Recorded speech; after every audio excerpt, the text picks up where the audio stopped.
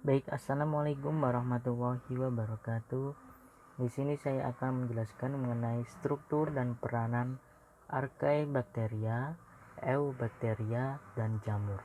Pertama-tama perkenalkan, nama saya Alditya Bagus Jamroni dan dosen pengampus saya Dr. Ahmad Mukhlisin, SPD MPD. Saya akan menjelaskan tugas saya, yaitu tugas biologi umum.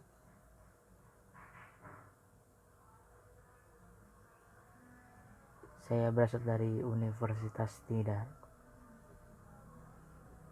Kemudian apa saja yang akan kita bahas, yaitu yang pertama ada Archaebacteria, Eubacteria, dan jamur. Kemudian apa itu Archaebacteria? Ada yang tahu? Mungkin kalian pernah mendengar, atau mungkin kalian belum pernah mendengar. Kita tahu bahwa Archaebacteria itu sel yang paling awal atau sel yang dikenal sel kuno. Sel ini memiliki kedekatan dengan sejenis eukariotik atau yang memiliki membran inti sel. Di dalam Archaebacteria ini sendiri mempunyai susunan struktur seperti kapsil, flagellum, dinding sel, sitoplasma, ribosom, klorosom, vakuola gas, plasmid, kromosom DNA, mesosom, dan membran plasma. Apa saja struktur dari Archaebacteria ini? Nah, kita bisa lihat di layar bahwa struktur Archaebacteria seperti yang saya sebutkan tadi, ada flagella atau flagellum, ada kapsul, dinding sel, membran plasma, kemudian sitoplasma, ribosom, klorosom, vakuola gas, dan plasmid, serta kromosom DNA dan mesosom. Nah, ini kita bisa lihat pada gambar, itu adalah struktur yang sudah saya sebutkan tadi, bahwa ada di layar bisa dilihat. Terus penjelasannya bagaimana? Yuk kita bahas masing-masing di bawah ini. Yang pertama adalah flagellum. Flagellum itu filamen yang agak menonjol dari sel bakteri. Struktur ini berperan sebagai alat untuk bergerak. Tidak semua yang mempunyai flagellum saja yang bisa bergerak. Jadi tidak semua yang mempunyai flagellum itu yang bisa bergerak saja, namun ada yang tidak mempunyai flagellum itu juga bisa bergerak. Kemudian yang kedua yaitu ada kapsul. Kapsul ini memiliki lendir yang kental yang menutupi dinding sel, yang berfungsi sebagai alat pertahanan dan perlindungan untuk mencegah kekeringan. Dan yang ketiga, membran plasma. Membran plasma ini bertugas mengatur pertukaran zat antara sel dan lingkungannya serta dalam pembentukan mesosom. Yang keempat adalah dinding sel. Struktur ini mempunyai struktur yang kompleks dan berfungsi untuk penentu sel yang terdiri dari polimer besar asetil N asetil yang berhubungan dengan ikatan kovalen. Kemudian yang kelima adalah ribosom. Ribosom ini dibentuk dalam bentuk RNA halus dan butiran protein yang berkontribusi terhadap kelangsungan hidup. Yang keenam adalah sitoplasma. Sitoplasma ini terdiri dari 80% air, protein, asam nukleat, lemak, kromatofor, dan ion organik. Dan yang kedelapan, vakuola gas. Vakuola ini memungkinkan bakteri mengapung di permukaan air dan mendapatkan cahaya. Yang sembilan adalah plasmid. Plasmid ini adalah sirkular DNA yang bisa diwariskan dengan membawa gen tertentu. Yang ke-10 adalah kromosom DNA, yaitu bahan genetik yang disebut kromosom ini membawa bahan genetik tersebut. Kemudian yang 11 adalah mesosom. Mesosom ini bertindak sebagai pembangkit energi pembelahan sel dan pembentukan dinding sel. Kemudian terus cirinya apa aja? Kita bisa lihat bahwa ciri-ciri dari Archaebacteria ini adalah bersifat anaerob. Kemudian yang kedua, menghasilkan gas metan dari sumber yang sederhana. Yang ketiga, ukuran Archaebacteria yakni 0,1 sampai 15 mikron. Jadi ukurannya sangat kecil ya guys. Kemudian bentuk yang bervariasi seperti spiral atau bulat. Bentuknya itu seperti bulat atau spiral. Kemudian yang kelima, Archaebacteria bereproduksi dengan membentuk tunas, membelah diri secara aseksual atau fragmentasi. Nah, dalam klasifikasi Archaebacteria ini kita bisa lihat bahwa kingdom Archaebacteria ini dibagi menjadi beberapa spesies, yaitu ada Euryarchaeota, kemudian ada Crenarchaeota, Corarchaeota, dan Taumarchaeota, dan Nanoarchaeota. Nah, namanya agak sulit ya guys, kita bisa lihat atau kita bisa baca dalam layar. Kemudian peranan Archaebacteria dalam kehidupan manusia. Ada yang menguntungkan, ada yang merugikan tentunya. Nah, yang menguntungkan antara lain yaitu enzim Archaebacteria ini ditambahkan ke deterjen. Maka jika enzim ini dimasukkan ke dalam deterjen, itu akan meningkatkan kemampuannya menahan suhu tinggi dan pH tinggi. Kemudian berbagai jenis Archaebacteria digunakan untuk pengobatan atau mengobati pencemaran lingkungan, semisal tumpahan minyak. Nah, itu bisa kita gunakan dalam hal penanganan seperti itu. Kemudian yang merugikan itu dapat merusak makanan yang diawetkan dengan garam. Jadi seperti ikan asin, jika terdapat Archaebacteria, maka akan mengalami kerusakan. Kemudian yang kedua yaitu Eubacteria.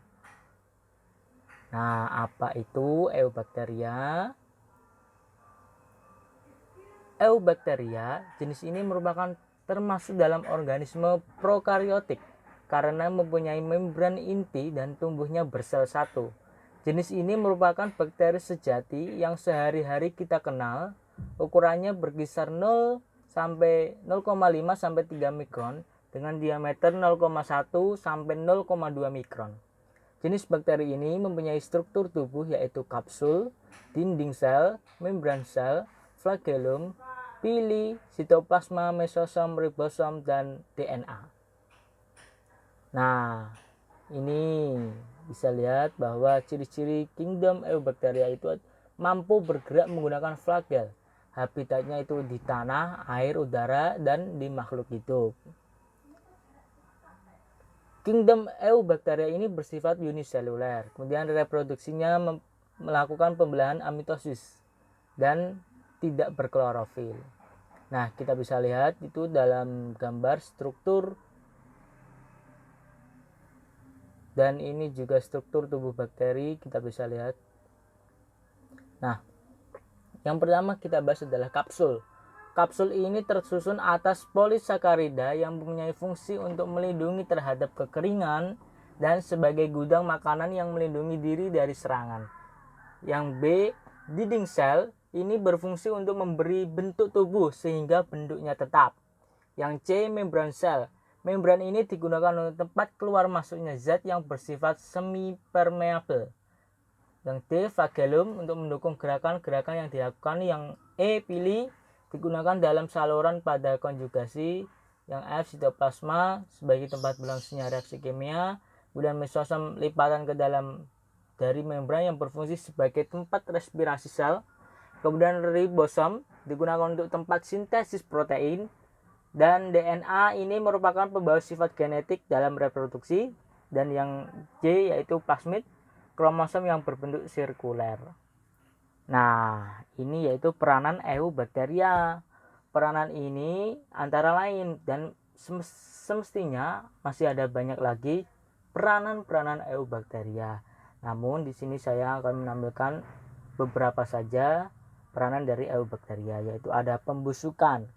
atau penguraian sisa-sisa makhluk hidup. Contohnya adalah Escherichia coli. Nah, ini yaitu bakteri yang melakukan peranan pembusukan. Kemudian yang kedua itu biasa digunakan untuk pembuatan makanan dan minuman hasil fermentasi. Kita tahu hasil fermentasi seperti apa aja, contohnya apa saja, seperti yogurt, tempe, dan keju, dan lain sebagainya. Dan nama-namanya bakteri itu ada di layar, bisa dibaca sendiri. Kemudian yang ketiga, berperan dalam siklus nitrogen sebagai bakteri pengikat nitrogen. Nah, bakterinya kita bisa lihat yaitu Rhizobium leguminosorium yang hidup bersimbiosis dengan akar tanaman kacang-kacangan. Dan yang keempat, Eubacteria ini punya peranan penyubur tanah yang berperan dalam proses nitrifikasi menghasilkan ion nitrat yang dibutuhkan tanaman.